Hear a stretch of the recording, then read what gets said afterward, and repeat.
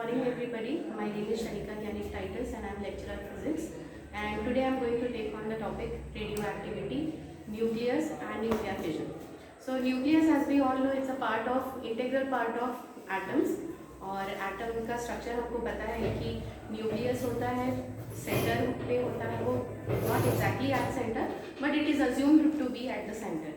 और न्यूक्लियस में होते हैं हमारे पास न्यूक्लियॉन्स, जिनको हम कहते हैं protons and neutrons, and with that we have so many other subatomic particles, but today we are going to deal only with the protons and the neutrons. So let's first talk about the nucleus. अब nucleus में like I said कि होता है proton, second होता है neutron, and with that we have so many other subatomic particles. तो अब ये इनका जो कॉम्पोजिशन होता है वो it is assumed to be equal. That means the number of protons is either equal to the number of neutrons और else they are approximately equal to the number of neutrons. यानी कि अगर हम assume कर लें कि protons का number है 11, तो हो सकता है कि न्यूट्रॉन का नंबर हो 12, but not more than that. Like difference जो है वो बहुत ज़्यादा नहीं होता है. सो most nuclei they are very stable in nature, but there are few which are not stable. So let's now jump to the radioactivity. I will simply read out the definition for you. Radioactivity is the property by virtue of which the nucleus of a heavy element disintegrates itself with the emission of radiation without being forced by an external agent to do so. So like I said, अभी मैंने यहाँ पे ये read किया, इसमें certain parts है जिसको हमको बिल्कुल अपने क्लैरिटी के लिए रखना है. So I will simply be writing the parts which are essential.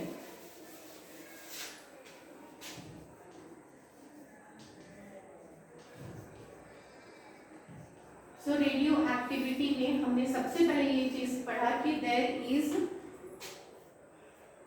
It's a property of the nucleus by virtue of which nucleus, ठीक है, क्या डिसइंटीग्रेट होता है. न्यूक्लियस क्या होता है उसे, इट सफर्स डिसइंटीग्रेशन.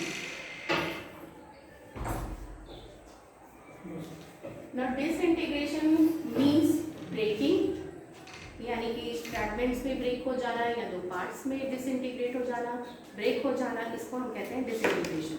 अब इसमें नेक्स्ट है कि कौन सा एग्जैक्टली न्यूक्लियस होता है जो डिसइंटीग्रेट होता है. It's a heavy nucleus. The nucleus has to be heavy. Then next see the fourth important element, fourth important चीज है जो कि है क्या होता है जब ये डिसइंटीग्रेशन होता है. इट्स रिटन हियर कि the emission of radiation takes place. So there is emission of radiation. Now fifth thing is it happens by itself. It happens by itself मतलब there is no external force or external agent acting on it. यानी कि ये जो पूरा का पूरा process होता है वो अपने आप होता है. इसमें बिल्कुल कोई भी एक्सटर्नल कुछ भी कोई भी तरह का फोर्स या कोई भी तरह की चीज़ें उसमें इन्वॉल्व नहीं होती है. So I said it in the beginning कि there are two types of nuclei. पहला होता है जो स्टेबल होता है, दूसरा होता है जो कि अनस्टेबल होता है. तो ये रेडियो एक्टिविटी जो है वो फिनोमिना इट विल हैपन और it will occur only in the unstable nucleus. So unstable nucleus like I said कि उसमें the number of proton and the number of neutron they are different. मतलब उनके बीच में जो इक्वालिटी है वो बहुत ज़्यादा डिफरेंट होती है. So let us talk about the stability of nucleus. अब स्टेबिलिटी ऑफ न्यूक्लियस जितने भी जो डिफरेंस है प्रोटॉन्स और न्यूट्रॉन्स के बीच का, अगर वो बहुत ज़्यादा इंक्रीज होते जाता है तो जो रेडियो एक्टिविटी है यानी कि इंस्टेबिलिटी है वो भी बहुत ज़्यादा इंक्रीज होते जाता है. तो जितना ज़्यादा डिफरेंस होगा उतना ज़्यादा रेडियो एक्टिविटी होने के चांसेस हैं. So let us talk about कि एमिशन. अब हमने ये तो पढ़ लिया है कि उसमें अनस्टेबल रहता है न्यूक्लियस, बट एग्जैक्टली क्या चीज़ उसमें से एमिट होता है. तो I have written here emission. यहाँ पर एमिशन किस चीज़ का होगा, एमिशन ऑफ रेडिएशन. तो अब radiation, when I say the word radiation then we would mostly think about the laser radiation or maybe LED का रेडिएशन या मे लेट्स से कि इलेक्ट्रोमैग्नेटिक रेडिएशंस, ये सारे के सारे रेडिएशंस वो हैं जो हमको कॉमनली अवेलेबल है, या आर्टिफिशियली हमने जैसे लेज़र है उसको हमने बनाया है, but then again these are available, literally available everywhere. But when we talk about this kind of radiation, ये जो रेडियो एक्टिविटी है, when we talk about these are special radiations. इसमें से जो रेडिएशन निकलता है they are harmful for us. We harmful in the sense कि if it is in a very big amount, अगर बहुत ज़्यादा है, बहुत सारा रेडिएशन निकल रहा है तो वो हमारे लिए हार्मफुल होता है. You would have heard about Hiroshima and Nagasaki attack. तो वहाँ पे एग्जैक्टली हुआ क्या था? The bomb which had fallen there, ठीक है, जो एक्सप्लोजन हुआ था उसमें से एक्चुअली में रेडिएशंस बाहर निकले थे. तो what kind of radiations? Those radiations are either going to be alpha, beta, gamma, और may be a combination. Combination also can occur.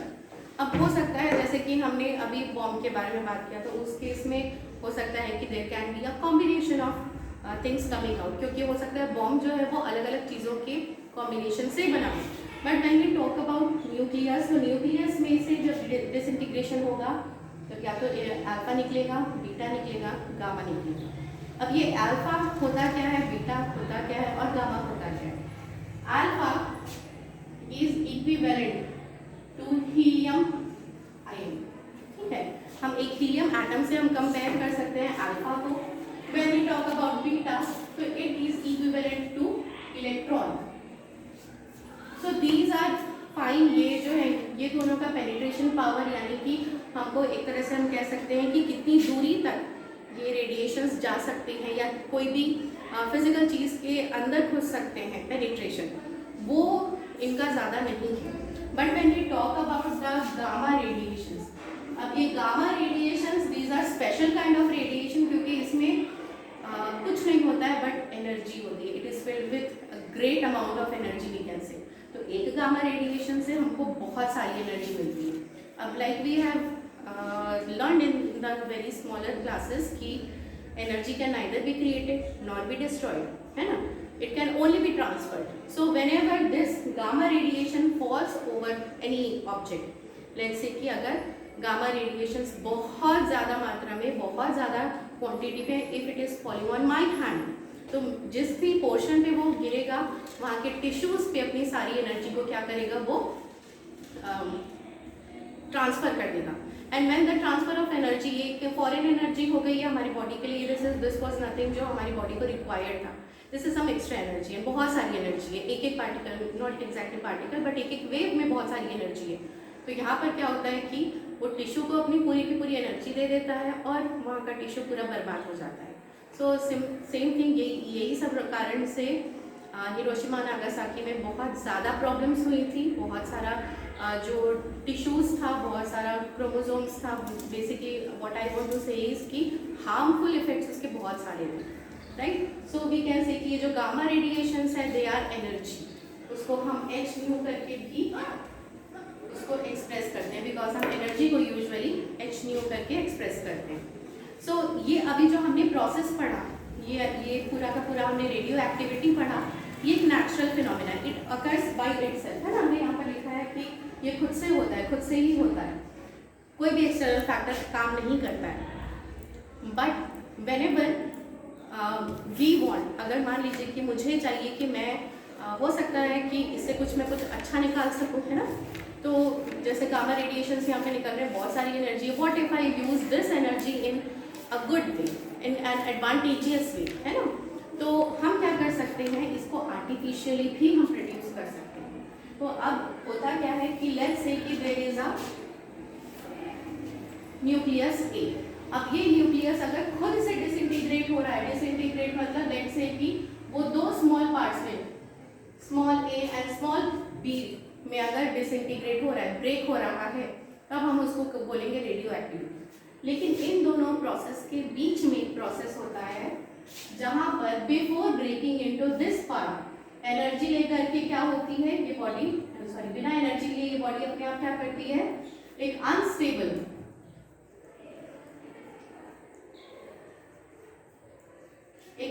Nuclei को क्रिएट कर दी है, let me write it as a dash, ठीक है।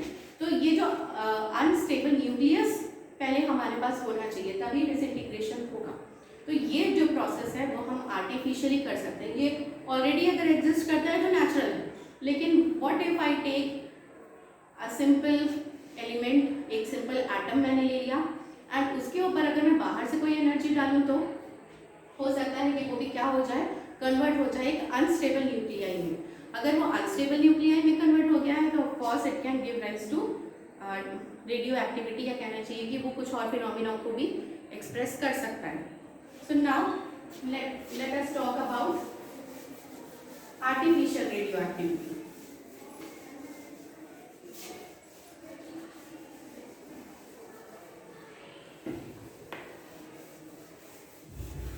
अब artificial radio activity में हमको बाहर से एनर्जी प्रोवाइड करनी पड़ेगी। तो लेट्स से कि मैंने कोई एक एलिमेंट ले लिया है, एक कोई एटम ले लिया है ए, अगर उसको मैं बॉम्बार्ड कराती हूँ इनमें से कोई भी एक चीज से, तो हो सकता है कि क्योंकि वो उसी का बाई प्रोडक्ट है ना, रेडियो एक्टिविटी का बाई प्रोडक्ट है, तो हो सकता है कि वो इस न्यूक्लियस को कन्वर्ट कर दे किसमें, एक unstable nucleus. So let's say कि मैंने क्या कर दिया, यहाँ पर बीटा रेज उस पर फॉल कराया मैंने, ठीक है। तो हो सकता है कि वो क्या करे, हमको एक अनस्टेबल न्यूक्लियाई में कन्वर्ट करके दे दे। हो सकता है कि हम बीटा से, अब बीटा इज नॉट समथिंग जिसको हम इजीली अचीव कर सकते हैं, तो हमको बाहर से बेसिकली कॉन्सेप्ट ये है कि हमको एक्स्ट्रा एनर्जी उसे प्रोवाइड करनी है। अब क्वेश्चन ये है कि हम एक्स्ट्रा एनर्जी प्रोवाइड कैसे करें। सी जब I am beating this bench, या हो सकता है कि मैंने try to break this duster, physical form में yes we are applying the force, और एनीवे हम एनर्जी इम्पार्ट कर रहे हैं।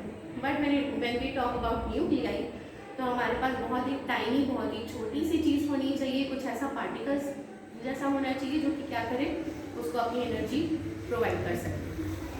सो let's say instead of taking the energy और द पार्टिकल इटसेल्फ, हम इस रेडिएशन को लेने के बदले में what if I take proton. अगर मान लो कि मैंने क्या कर लिया है, प्रोटॉन को ले लिया है, अब मैंने न्यूक्लियस को क्या कर दिया, वो जो हमारा एक स्टेबल ए वाला न्यूक्लियस था उस पर अगर मैं प्रोटॉन्स को बॉम्बार्ड करती हूँ, okay, the word bombard means कि हम कोई भी पार्टिकल को लेकर के उसे काफ़ी हाई एनर्जी में किसी चीज़ पे हिट करें, तो वो जो चीज़ जिसको हम हिट करेंगे इज दिस, एंड हम इसका यूज़ करेंगे टू हिट, यानी कि हम हिट करने के लिए इसको यूज़ करेंगे, किसको हिट करेंगे, न्यूक्लियस ए को। तो इस प्रोसेस के बाद आपको क्या मिलेगा, एक स्टेबल न्यूक्लियाई मिलेगा। अब जैसे अनस्टेबल न्यूक्लियाई मिलेगा। अब जैसे मैंने यहाँ पर प्रोटॉन यूज़ किया है, हो सकता है कि मैं इसके बदले में न्यूट्रॉन्स को यूज़ करूँ, तो दोनों ही केसेस पॉसिबल है, राइट। तो हमारे पास दो तरीके हो गए, और भी अगर किसी वे से हम पार्टिकल फॉर्म में अगर उनको एनर्जी प्रोवाइड कर सकते हैं, तो वो भी हमको क्या करेगा, कॉन्ट्रीब्यूट करेगा किसमें, आर्टिफिशियली रेडियो एक्टिविटी को कंडक्ट कराने में। अब ये सारे प्रोसेस से हाँ हमको रेडियो एक्टिविटी मिलेगी, बट उसके पहले का जो प्रोसेस मैंने बोला अनस्टेबल न्यूक्लियाई। अब ये जो अनस्टेबल न्यूक्लियाई है, जब हम रेडियो एक्टिविटी की बात किए थे तो उसमें रेडिएशंस बाहर निकल रहे थे, लेकिन हो सकता है कि क्योंकि बाहर से एक्सटर्नल एनर्जी प्रोवाइड की है, हो सकता है कि यहाँ की चीज़ें अलग हो। तो अब ये जो मैंने अलग चीज़ की बात की है, that is called as nuclear fission. So let's say कि आई थिंक हमने छोटी क्लासेस में बहुत बार पढ़ा होगा इस चीज़ को कि क्लीन एनर्जी के फॉर्म में हम न्यूक्लियर एनर्जी को बहुत बार सुने होंगे, राइट। तो वो जो बहुत बार सुने उसका वजह यही है कि ये हम सिर्फ एक पार्टिकल ले रहे हैं, यहाँ पर हम क्या कर रहे हैं, एक स्टेबल न्यूक्लियस के ऊपर हम बॉम्बार्ड कर रहे हैं, वो एनर्जी गेन कर रहा है और वो अनस्टेबल हो जा रहा है। लेट्स से कि अगर मैंने कोई एक न्यूक्लियस लिया है, उसका जो भी मास नंबर था, चलो मैं यहाँ पर बी ले लेती हूँ ताकि ए और बी में कंफ्यूजन ना हो। बी इज द न्यूक्लियस, ए उसका मास नंबर है और जेड उसका एटॉमिक नंबर है। अब इस केस में अगर मान लो कि मैंने एक न्यूट्रॉन को, अब न्यूट्रॉन को हम 10 से रिप्रेजेंट करते हैं। अब इस केस में अगर मैंने इस इक्वेशन को अगर मुझे फुलफिल करना है तो क्या हो जाएगा, वो बी एज इट इज रह जाएगा, उसके ऊपर मैं डैश लगा दे रही हूँ क्योंकि अभी भी उसका सिर्फ मास नंबर चेंज हो जाएगा, यहाँ पर A+1 हो जाएगा, लेकिन Z एज इट इज रहेगा। तो मेरे को कोई एक नया न्यूक्लियस यहाँ पर नहीं मिल रहा है, वही न्यूक्लियस है, इट इज जस्ट अनस्टेबल। ठीक, अब यहाँ पर डिफरेंस आ गया ना, नंबर ऑफ प्रोटॉन्स जो पहले था, नंबर ऑफ न्यूट्रॉन्स जो पहले था, उसमें डिफरेंस आ गया है, राइट, एक न्यूट्रॉन उसमें बढ़ गया है। तो अब क्या होगा, दिस विल डिसइंटीग्रेट इटसेल्फ। लेकिन रेडियो एक्टिविटी में जैसे रेडिएशंस बाहर निकल रहे थे, यहाँ पर वैसा नहीं होगा। इंस्टेड सिंस लेट्स से कि A की वैल्यू बहुत ज़्यादा है, यानी कि एक बहुत ही हैवी न्यूक्लियस है, तो क्या होगा, ये जो है बहुत छोटे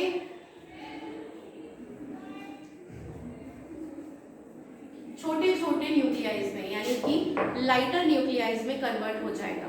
अब ध्यान देने वाली बात यहाँ पर ये है कि the number of charges will be conserved. अब कंजर्वेशन का मतलब क्या होता है, अब हो सकता है यू गाइस विल थिंक कि कंजर्वेशन मतलब बचाना, बट नो, इट्स नॉट बचाना, संरक्षण करना। यानी कि after doing all the process, हम जो भी एक्सटर्नल कुछ भी अगर कोई चीज़ कर रहे हैं तो वो प्रोसेस फिनिश होने के बाद अल्टीमेटली जैसा पहले था बिल्कुल वैसा ही हमको वापस मिलना चाहिए।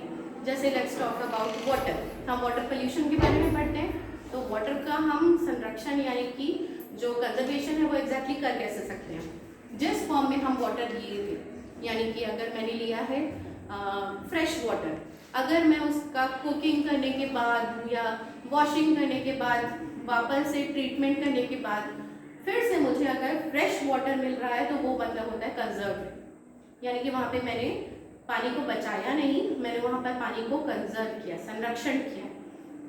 वैसे ही लेट्स से कि यहाँ पर था वैल्यू 238, ठीक है, इस न्यूक्लियस का मास नंबर था 238, इस पे हमने एक न्यूट्रॉन को हमने बॉम्बार्ड कराया, नंबर हो गया 239, ठीक है। तो अब ये, अच्छा मैंने कुछ नहीं लिखा है, बी डैश, मान लीजिए कि ये वो इसमें कन्वर्ट हो गया है, तो अब now it will break into something, मान लो कि the small B dash is x, ठीक है, ये वैल्यू मान लो कि x में कन्वर्ट हो गया। लेट्स से कि चलो मैं इसको जस्ट हाफ कर देती हूँ, 150, ठीक है। नया जो लाइटर एलिमेंट मिला है या लाइटर न्यूक्लियाई मिला है, अगर वो 150 है, उसमें से एक का मास नंबर, तो दूसरे का मास नंबर कितना होना चाहिए, 239 माइनस 150। तो जितना भी वैल्यू हमारे पास बचेगा वो यहाँ पर आएगा। मतलब क्या, इन दोनों का एडिशन करने से वापस से हमको ये चार्ज हमको मिलना चाहिए। ये पूरा का पूरा प्रोसेस, जैसे हम केमिकल इक्वेशंस को हम बैलेंस करते हैं, वैसे यहाँ पे चार्जेस भी बैलेंस्ड होने चाहिए। तो अब इस प्रोसेस में न्यूक्लियर फिजन का प्रोसेस जो होता है, यानी कि breaking of a heavy nucleus into lighter nuclei, दो बनेंगे कम से कम, ठीक। तो ये जो ब्रेकिंग है या डिसइंटीग्रेशन है, उसमें बहुत सारी एनर्जी रिलीज होती है। लाइक मैंने बोला कि हमारे पास law of conservation of energy है।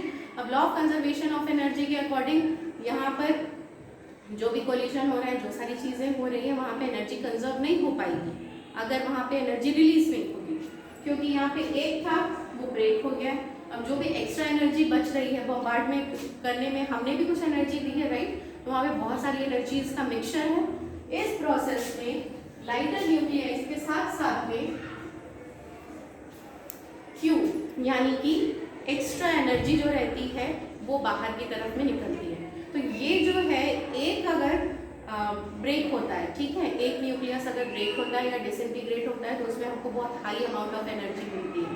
तो जस्ट इमेजिन कि हमारे पास अगर 1 ग्राम भी अगर कोई चीज़ का है, जैसे लेट्स से कि यूरेनियम 235, अगर यूरेनियम 235 है हमारे पास 1 ग्राम भी, तो हर एक इसमें से हर एक न्यूक्लियस से मान लो कि हमारे पास एनर्जी निकल रही है, क्योंकि वैल्यू है 137, ठीक है, जूल्स या ऐसे इलेक्ट्रॉन वोल्ट जो भी, ठीक। अगर 137 की एनर्जी निकल रही है एक से, तो सिर्फ 1 ग्राम में कितने सारे मॉलिक्यूल्स होंगे, बहुत सारे होंगे। उन सारे मॉलिक्यूल्स के अंदर कितने सारे न्यूक्लियस होंगे, बहुत सारे होंगे, राइट। तो हमारे पास एक छोटा सा पिंच भर का भी अगर हम लेते हैं प्रोडक्ट को यानी कि न्यूक्लियस को, तो हमारे पास एनर्जी बहुत सारी निकलेगी। उसी एनर्जी को हम यूज़ कर सकते हैं किसमें, प्रोडक्शन ऑफ इलेक्ट्रिसिटी में, है ना। तो the very famous equation for this is uranium 235 breaks into barium krypton and releases energy. ठीक है, तो उसका जो इक्वेशन है ये एक बहुत ही सिंपल सा इक्वेशन है। So once we finish this equation, we are left with two lighter nuclei and the energy। वो एनर्जी हम यूज़ करते हैं, चाहे अब वो हीट के फॉर्म में हो सकता है हमको एनर्जी मिले, तो हम जो स्टीम इंजन है या कहना चाहिए कि हमारे पास जो कोयले से हम एनर्जी प्रोड्यूस करते हैं, इलेक्ट्रिसिटी प्रोड्यूस करते हैं, वहाँ पे हीट का ही मेन रोल होता है ना। तो instead of getting that heat through the coal, we can use this energy and produce the electricity. So this is why this nuclear fission, या कहना चाहिए कि जो ये न्यूक्लियर फिजन से हमको जो एनर्जी मिलती है, it is called as a green energy. But then again यहाँ पे पल्यूटेंट्स, हमारे जो बेसिक पल्यूटेंट्स होते हैं, है ना, जैसे कार्बन डाइऑक्साइड हो गया, वाटर वेपर हो गया, सल्फर डाइऑक्साइड हो गया, ये सारी की सारी चीज़ें हमको बर्न करने से मिलती है, right. But here instead of having those pollutants, we have some other pollutants and those are alpha, beta and gamma. So अगर बहुत excess में होगा alpha, beta and gamma, तो obvious है not just us but all the living things in this world will face the consequences, है ना।